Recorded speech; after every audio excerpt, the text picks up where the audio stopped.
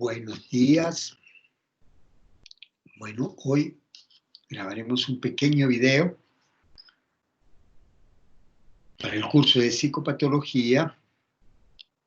la clase número 4 del curso,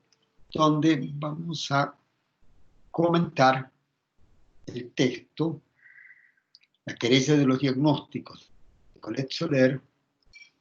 tratando de brindar algunos elementos que permitan orientar la lectura y la elaboración del foro, que tiene como título El uso del diagnóstico en el psicoanálisis. Muy bien. Ese texto sobre la querella de los diagnósticos, en su primer capítulo habla del diagnóstico en psicoanálisis, y es de lo que nos vamos a interesar ahora. El primer punto, entonces, en el texto es algo que le va a parecer indudablemente enigmático, y es que dice que para poder ser referencia del psicoanalista es necesario existir. Y luego va a decir que existir, que lo escribe separado, existir quiere decir que existe por fuera de algo, que ya vamos a ver qué es, en un decir propio, es decir, un decir diferente. O sea, quiere decir que hay que existir a través de una marca, aquí se refiere a un decir que indudablemente toca con sus intimidad de su ser, que no existe idéntico en otra persona. Entonces, el psicoanálisis apunta a la singularidad de un sujeto, a lo que hace de un sujeto un individuo diferente a otros. Yo pongo el ejemplo, aunque estoy traspolando las cosas, de algo que uno piense que puede existir en el sentido de existir por fuera de los rasgos comunes a las otras personas. Y bien, aquí existir refiere, podemos decir que la huella digital es algo que le permite a uno tener un rasgo que lo diferencia de todos los otros. Eso es una diferencia absoluta, es algo que no existe en el otro. Entonces, a eso apunta el psicoanálisis, a poder identificar la identidad de un sujeto a partir de un decir propio.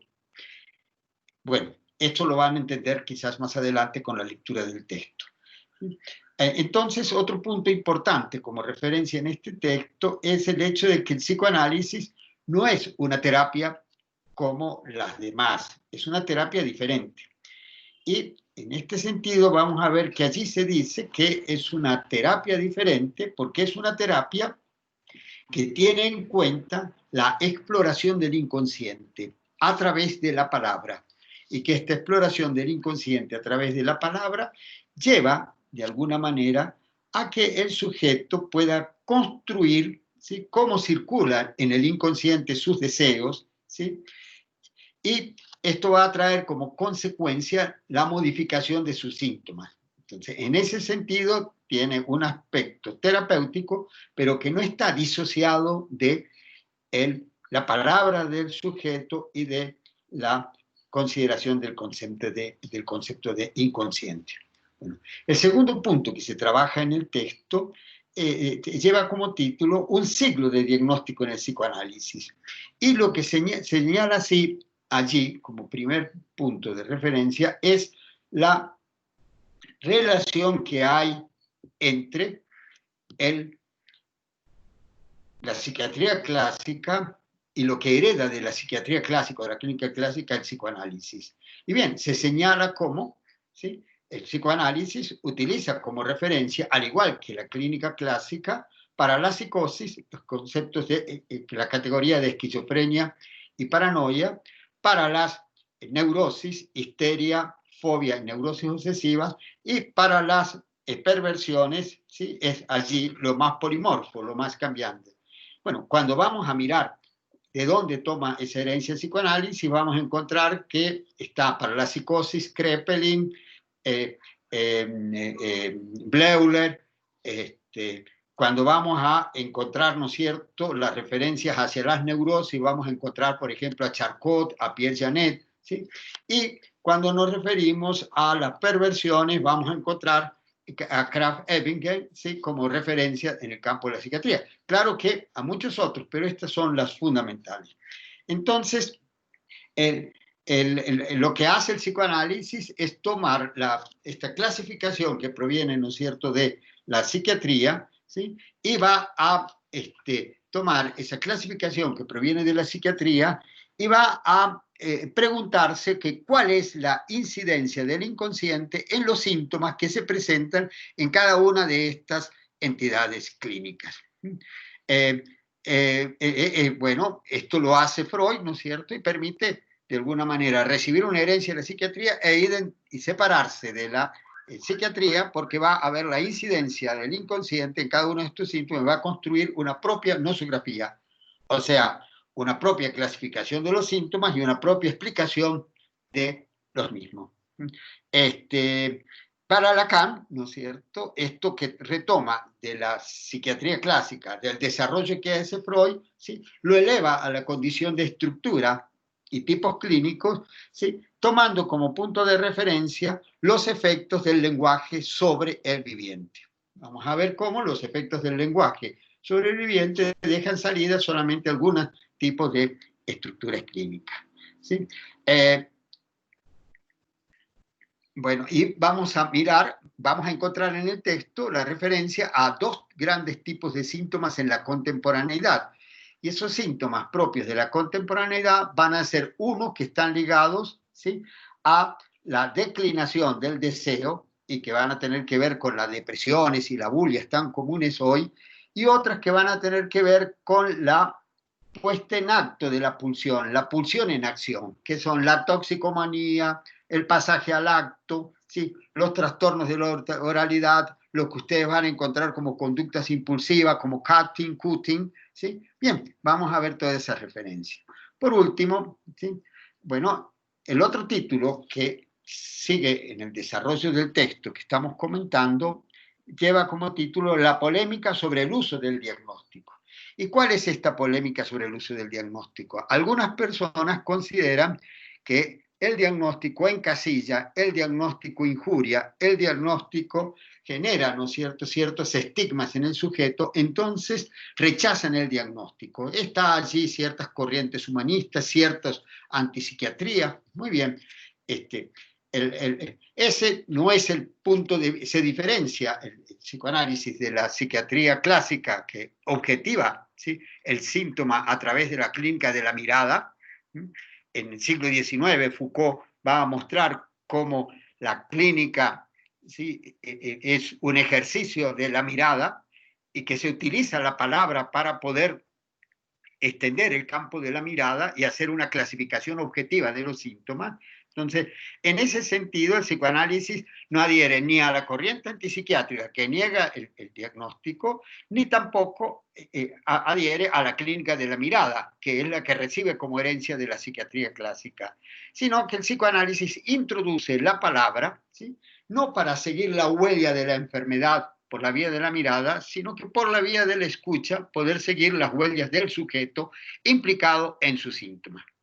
En ese sentido, ¿sí?, el diagnóstico psicoanalítico de los síntomas tiene en cuenta, ¿sí?, las estructuras clínicas, a qué estructura clínica, a qué tipo clínico pertenece el síntoma, pero no va a considerar que un síntoma sea analizable a no ser que el sujeto se implique en él. O sea, entonces quiere decir que no es suficiente con la presencia de los síntomas y poder identificar esos síntomas a qué entidad clínica pertenece, ¿sí?, a qué estructura y a qué tipos clínicos pertenece, si es una neurosis, si es obsesiva, si es histérica, si es un fenómeno elemental propio de la psicosis, si es una autorreferencia mórbida propia de la paranoia. No es suficiente con eso para poder iniciar un trabajo analítico. O sea, para poder hacer un diagnóstico es necesario que el sujeto se implique en sus síntomas. Esto quiere decir casi como que allí hay un autodiagnóstico, se autodiagnostica, ¿sí? Si el sujeto no está implicado con su palabra en su síntoma, ¿sí? No hay análisis posible, porque el análisis supone que el síntoma entre en la dimensión de la transferencia, que se suponga que allí hay un saber y que en ese síntoma el sujeto está implicado. El último punto que trabaja el texto de Colette Soler que estamos comentando lleva el nombre de la ética del diagnóstico. Bueno, en este sentido, vamos a ver cómo para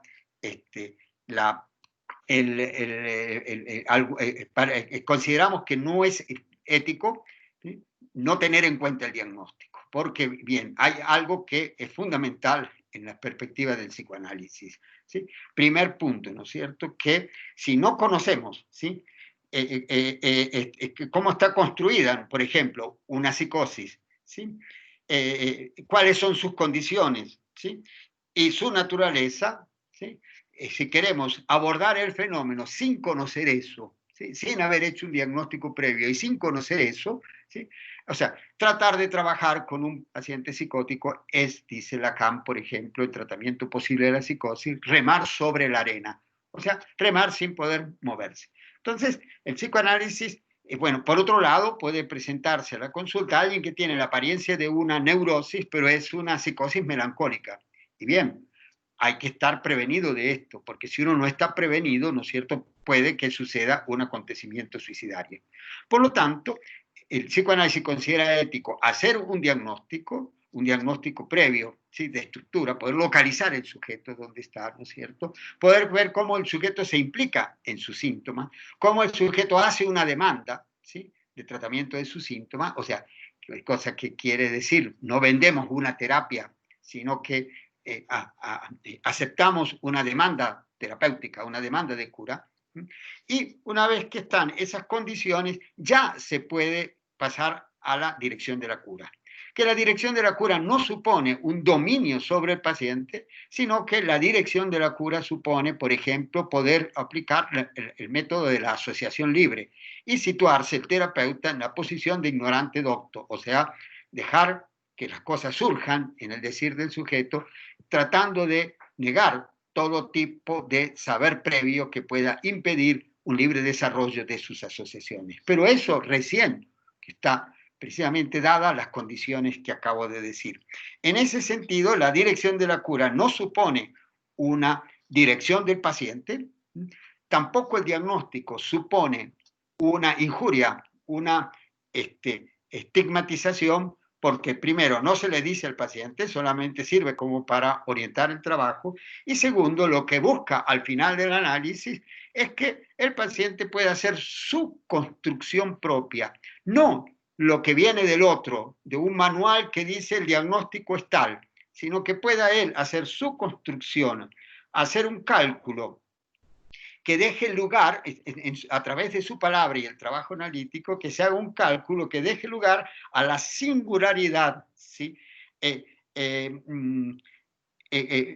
va a dar cuenta de su modo singular de gozar, ¿sí?, que le permite poder ver como individuo cómo ha sido determinado su destino por esta determinación inconsciente, de lo que está ligado a un saber inconsciente, a significantes de su inconsciente. Entonces, en ese sentido es que Colette Soler dice que es necesario para existir producir un saber que no existe en el otro. No se trata de la determinación que recibe el sujeto por un diagnóstico que viene del otro, de un manual, de un diccionario, sino que se trata de que el sujeto pueda construir algo que dé cuenta de su singularidad. En ese sentido, ¿no es cierto?, hay una consideración ética muy importante para el psicoanálisis. Bueno, espero que esta pequeña reflexión, sí, que tiene sus limitaciones en el tiempo, por eso el apresuramiento en desarrollar, ¿sí?, permita orientarlos en la lectura de lo que vamos a trabajar en la clase sincrónica sobre esta clase número 4, ¿sí?, y el trabajo que tienen que hacer ustedes sobre el foro, ¿sí?, que tiene como título El uso del diagnóstico sin perspectiva, ¿sí?, dentro del campo del psicoanálisis. Muy bien, yo les agradezco su atención y próximamente seguiremos con otros pequeños videos dando cuenta del tema del desarrollo del curso. Gracias.